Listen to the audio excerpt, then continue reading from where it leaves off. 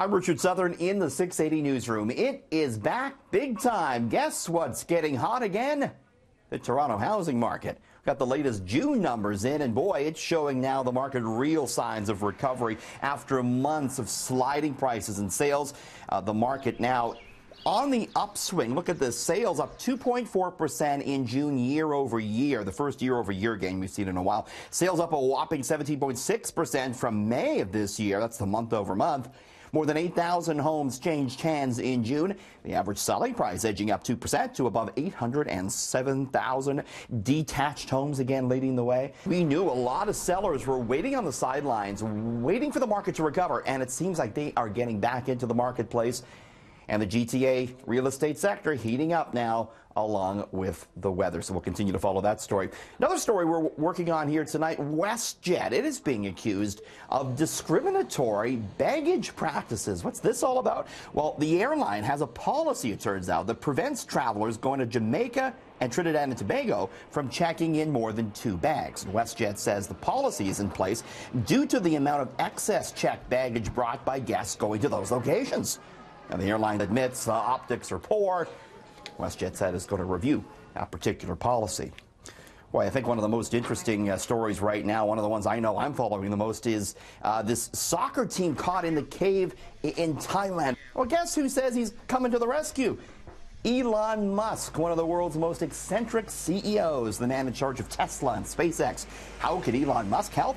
Well, he's been building these tunnels under Los Angeles now for the better part of a year. He has a company called The Boring Company. It's been digging these tunnels to try and alleviate traffic congestion. His idea is to bring the cars down from the streets in LA and bring them along the tunnels. The thinking is, though, that perhaps his Boring Company could head over to Thailand, maybe dig a tunnel and help get that soccer team out. We'll see. Again, continuing to follow that interesting story. Got some news from the skies. Boeing, the world's largest plane manufacturer, has taken an 80% stake in Embraer. This is the big Brazilian maker of airplanes. Boeing is shelling out $4.75 billion for this 80% chunk with Embraer. And it's going to help Boeing get into the market for smaller jetliners, which Embraer is very much a part of. Embraer has a lot of their planes are on Air Canada on their shorter routes. You know, for years, Boeing and Airbus have been focused on larger, more profitable jets, but now airlines are looking for smaller ones. And this deal is actually going to help Boeing and Embraer compete with Airbus and with Bombardier. Remember, Canada's Bombardier sold a majority stake in its C-Series jet to Airbus in France a couple of months ago. Finally, great news for the summertime and for this heat.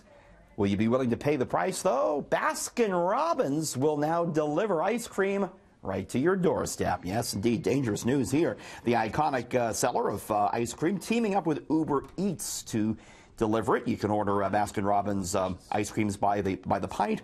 You can get scoops and ice cream cakes. No cones, though, for delivery. Of course, the question is, won't the ice cream melt by the time it gets to you?